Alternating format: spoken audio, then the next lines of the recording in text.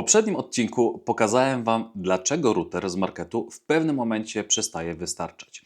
I padło tam jedno zdanie, które dla wielu brzmi dość niewygodnie. Dobre Wi-Fi zaczyna się od kabli. W tym odcinku wyjaśnię Wam prostym, ludzkim językiem, dlaczego Wi-Fi potrafi tak zwalniać i jak to naprawdę wszystko działa i co zrobić, żeby działało lepiej. Bez żargonu, bez komplikowania.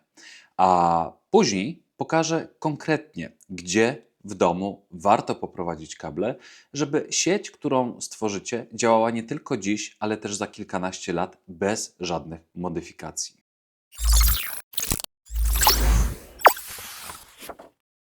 Cześć, z tej strony Michał z kanału Domosmart, gdzie technologia łączy się z codziennością. To jest drugi odcinek z serii o budowaniu domowej sieci opartej o system TP-Link Omada. W poprzednim odcinku mówiliśmy o tym, dlaczego jeden router to za mało, a właściwie router z marketu. Dzisiaj idziemy dalej i odpowiemy sobie na pytanie, gdzie w domu powinny być kable i jak to wszystko zaplanować, żeby działało. Jeżeli ten temat jest dla Ciebie ważny, daj znać łapką w górę, żebym wiedział, że naprawdę warto kontynuować tą serię. Większość osób myśli o sieci bardzo prosto. Mam internet, mam router, mam Wi-Fi, więc jest ok. I przez pewien czas faktycznie, rzeczywiście tak jest. Problem zaczyna się wtedy, kiedy urządzeń zaczyna przybywać. Najpierw dochodzi drugi telewizor, potem konsola, więcej telefonów, do tego smart home i kamery. I nagle okazuje się, że tych urządzeń jest nie 10, tylko 30, 50 albo i więcej. I wtedy coś zaczyna się psuć. Nie zawsze od razu i nie zawsze w oczywisty sposób. Raz, telewizor dłużej ładuje film, a innym razem kamera do monitoringu przycina albo w ogóle całkowicie gubi połączenie. I bardzo często pierwsza myśl jest taka: trzeba kupić lepszy, mocniejszy router. Tylko że w wielu przypadkach problem nie polega na tym, że Wi-Fi jest za słabe. Problem polega na tym, że Wi-Fi próbuje robić za dużo rzeczy naraz. I tu pojawia się najważniejsza zasada w całym tym odcinku. Jeżeli chcecie mieć stabilną sieć w domu, to nie chodzi o to, żeby Wi-Fi było coraz mocniejsze. Chodzi o to, żeby Wi-Fi miało jak najmniej pracy. Reguła jest bardzo prosta. Urządzenia mobilne korzystają z Wi-Fi. Urządzenia stacjonarne powinny być podłączone kablem. Po prostu. Telefon, tablet czy laptop naturalnie korzystają z Wi-Fi, bo przemieszczają się po domu. Ale telewizor, konsola, komputer stacjonarny, serwer plików czy kamery monitoringu, no i oczywiście same access pointy stoją zawsze w jednym miejscu. I nie ma żadnego powodu, żeby te urządzenia obciążały sieć Wi-Fi, skoro mogą działać po kablu. I teraz najlepsze. Każde takie urządzenie, które przeniesiecie na kabel, odciąża sieć bezprzewodową. I nagle okazuje się, że Wi-Fi zaczyna działać lepiej, pomimo tego, że niczego w nim nie zmieniliście. A do tego dochodzi jeszcze jedna rzecz. Jeżeli zamiast jednego routera z antenkami, który daje Wam Wi-Fi w domu, i postawicie kilka access pointów podłączonych kablem, to te urządzenia, które zostają na Wi-Fi, też na tym zyskują. Bo zamiast walczyć o zasięg i uwagę jednego nadajnika, łączą się z najbliższym access pointem. Ruch rozkłada się równomierniej i każdy access point obsługuje mniej klientów naraz. Efekt? Szybciej, stabilniej i bez martwych stref. No dobra, ale żeby naprawdę zrozumieć, dlaczego kabel robi taką ogromną różnicę, zróbmy sobie taką prostą analogię, aby zrozumieć, jak działa Wi-Fi i jak działa przewód internet. W bardzo prosty sposób, bez technikali. Obiecuję. Wyobraźcie sobie, że dane w Waszym domu to małe paczki, które trzeba przewieźć między urządzeniami. Te paczki mogą jechać na dwa sposoby: albo przez Wi-Fi, albo przez kabel. Wi-Fi działa trochę jak taki jeden tor kolejowy. I ten tor jest wspólny dla wszystkich urządzeń. W danej chwili praktycznie nadaje tylko jedno z nich. Telefon wysyła dane do routera, a reszta czeka na swoją kolej. Potem router odpowiada i reszta znowu czeka. A teraz wyobraźcie sobie, że na tym samym torze kolejowym stoją telefon, telewizor, laptop, konsola, kamery i cały smart home. Wszystkie próbują korzystać z tego samego toru. Im więcej urządzeń, tym dłuższa kolejka i tym bardziej odczuwalne spowolnienia. Nie dlatego, że internet jest słaby, tylko dlatego, że wszyscy stoją w kolejce do tego samego toru radiowego. No dobra, ale ktoś powie, ok, mamy przecież Wi-Fi 6, Wi-Fi 7, które jest teraz super szybkie, nowe i nowoczesne. I tak, nowsze standardy potrafią podzielić ten tor na takie mniejsze kawałki i lepiej zarządzać całym tym ruchem, całą kolejką. Zamiast jednego wielkiego pociągu mamy kilka mniejszych, które mogą obsługiwać parę urządzeń naraz. Ale to dalej jest jeden wspólny tor radiowy. Kolejka nadal istnieje, tylko jest po prostu krótsza i lepiej zarządzana. To jest fizyka, jej po prostu nie oszukasz. A kabel? Kabel działa zupełnie inaczej. Tu nie ma jednego wspólnego toru. Każde urządzenie podłączone kablem do switcha ma swoją własną, osobną drogę. To bardziej jak autostrada z dwiema jezdniami w tunelu. Jedna jezdnia w stronę routera, a druga z powrotem. Dane mogą iść w obie strony jednocześnie, bez czekania na wolny tor. I co najważniejsze, tej drogi nie muszą dzielić z sąsiadami. Teraz wyobraźcie sobie, jak to wygląda w środku takiego kabla, bo to wcale nie jest jeden gruby drut jak w przypadku anteny. W środku kabla sieciowego mamy 8 miedzianych żył, skręconych w 4 pary. Każda para ma swoje zadanie. Przy klasycznym gigabicie wystarczą wszystkie 4 pary, a dane lecą po nich w obie strony jednocześnie. Ale jak wchodzimy wyżej na 2,5, 5 czy nawet 10 gigabitów na sekundę, to te same 4 pary pracują po prostu szybciej. No i jest jeszcze parę różnic technicznych, ale na tą chwilę i na ten poziom wiedzy nie jest to kompletnie potrzebne. Nowsze standardy potrafią wycisnąć z tych samych kabli znacznie więcej dzięki sprytniejszemu kodowaniu sygnału. I od razu zaznaczam, do 2,5 gigabita w zupełności wystarczy kabel kategorii 5E, który jest powszechnie stosowany od lat. Dlatego dopiero jak chcecie 5 albo 10 gigabitów, warto sięgnąć po kategorię 6 lub 6A. Mówiąc krótko, Wi-Fi to wspólny tor. Jeden pociąg na raz, reszta czeka. Kabel to osobna autostrada między każdym urządzeniem a routerem z dedykowanymi pasami w obie strony. I mam nadzieję, że taka analogia i porównanie pozwoli Wam zrozumieć, co się dzieje w powietrzu oraz w przewodach bez konieczności zdobywania wiedzy technicznej i wchodzenia w szczegóły. Na tym etapie jest to nikomu do niczego niepotrzebne. No dobra, przejdźmy do konkretów i do tego, co najważniejsze w tym odcinku. Gdzie doprowadzić przewody sieci Ethernet w domu? Jeżeli budujecie dom albo robicie większy remont, to jest idealny moment, żeby to dobrze zaplanować, bo kable zazwyczaj układa się raz i potem żyje się z tą decyzją przez długie, długie lata. Przejdźmy pomieszczenie po pomieszczeniu i policzmy. Zacznijmy od wiatrołapu. Tam 1 do 2 skrętek. Jedna na kamerę albo wideodomofon przy drzwiach wejściowych, druga jako zapas, bo może się pojawić, nie wiem, czytnik kart, czujnik albo coś, czego dzisiaj jeszcze nie planujecie, a po prostu się pojawi. Garaż 3 do 4 skrętek. Jedna na kamerę, jedna na access point, jedna na sterownik bramy garażowej. A jeśli planujecie samochód elektryczny, to ładowarka też może wymagać połączenia z siecią. Do tego, jeśli macie albo planujecie fotowoltaikę, falownik warto mieć w sieci, żeby monitorować produkcję energii. Dajcie tu spokojnie zapas. A tak na marginesie, garaż bardzo często staje się sercem całej sieci domowej, ale o tym za chwilę. Kotłownia. 2 skrętki. Jedna pod kocioł albo pompę ciepła, bo te urządzenia coraz częściej mają połączenie sieciowe. Druga na zapas. Może się pojawić kamera albo jakiś dodatkowy czujnik. Kuchnia. 1 do 2 skrętek. I wiem, że w kuchni większość sprzętów AGD łączy się po Wi-Fi i wydaje się, że kabel tam jest w zupełności niepotrzebny.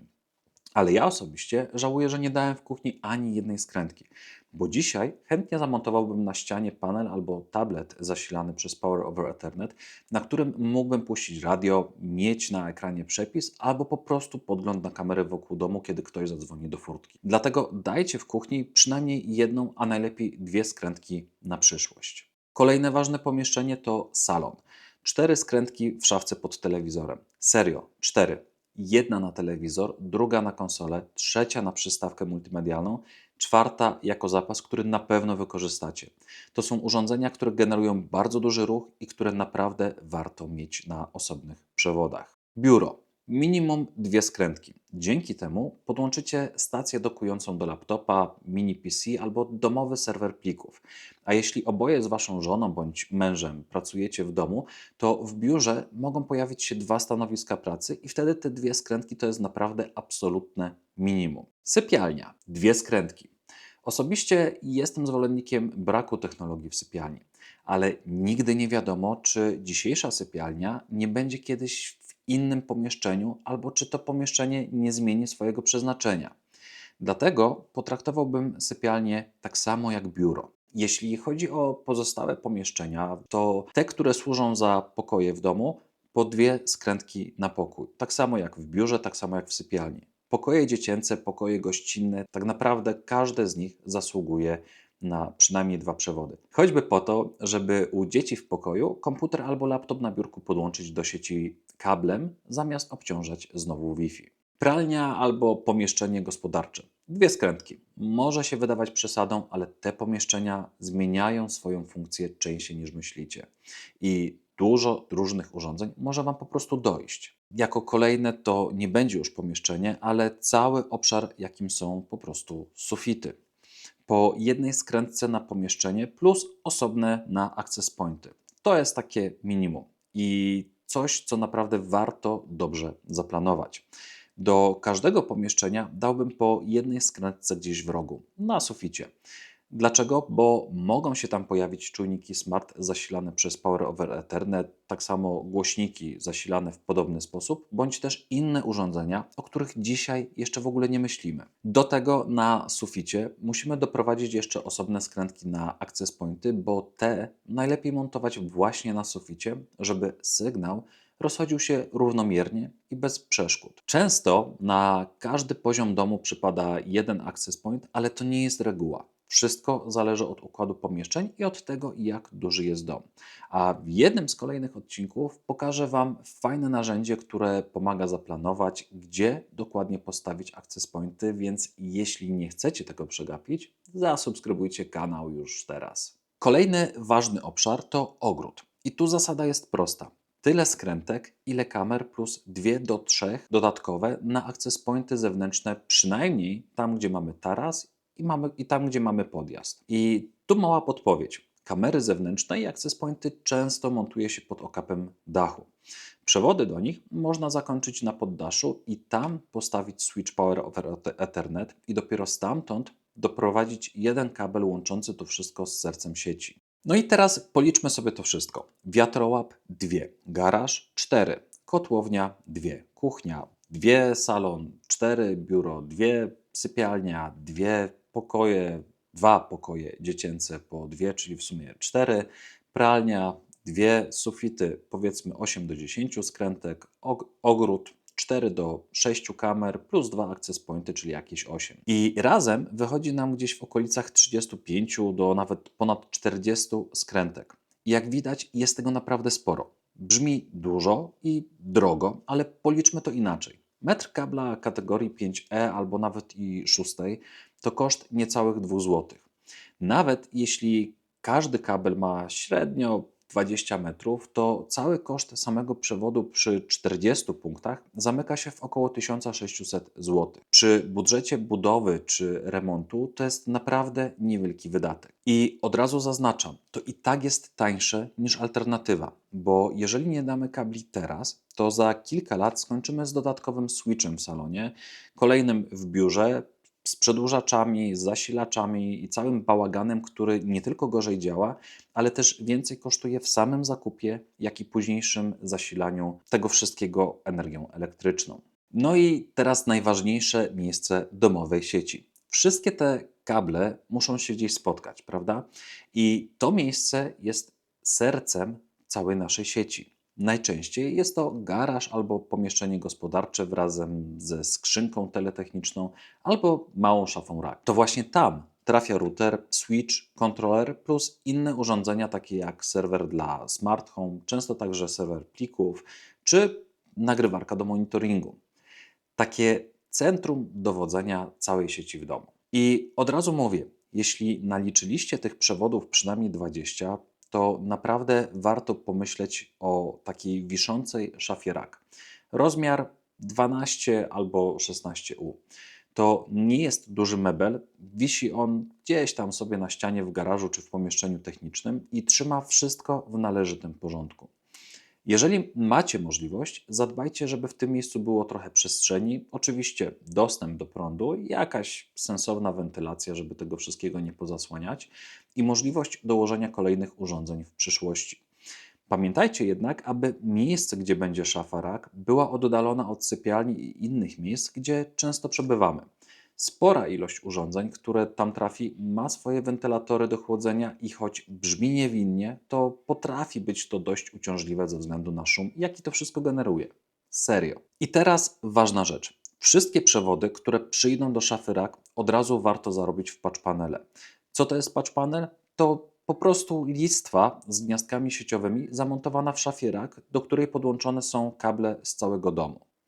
Każde gniazdko to jeden kabel ładnie opisany i gotowy do podłączenia. I tu jest fajny trik. Nie musicie od razu podłączać wszystkich gniazdek do switcha. Zamiast kupować od razu switch na 24 czy 48 nawet portów, możecie zacząć od switcha na 8 czy 16 portów.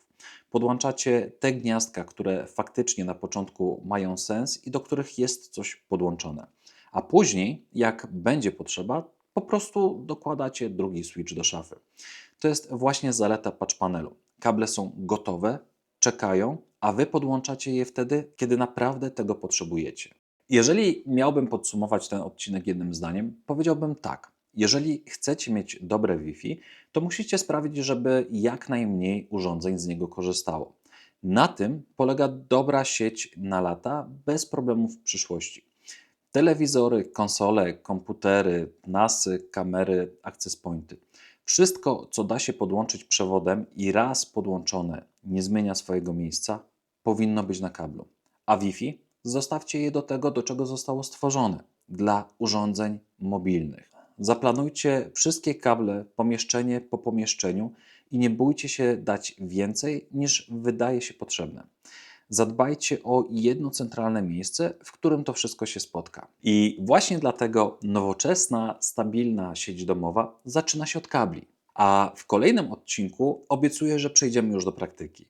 Uruchomimy router, switch i access pointy i pokażę Wam, jak wygląda pierwsza konfiguracja sieci w Omadzie, czyli moment, w którym ta cała infrastruktura zaczyna po prostu działać. A teraz Twoja kolej. Napisz mi w komentarzu, ile skrętek planujecie albo macie już w swoim domu. A jeśli już się zbudowaliście i żałujecie, że gdzieś nie daliście kabla, podzielcie się tym, bo może to pomóc innym. No i oczywiście, jeżeli ten odcinek był dla Ciebie przydatny, daj łapkę w górę i zasubskrybuj kanał, żeby nie przegapić kolejnych części w tej serii. Do zobaczenia w następnym odcinku. Hej!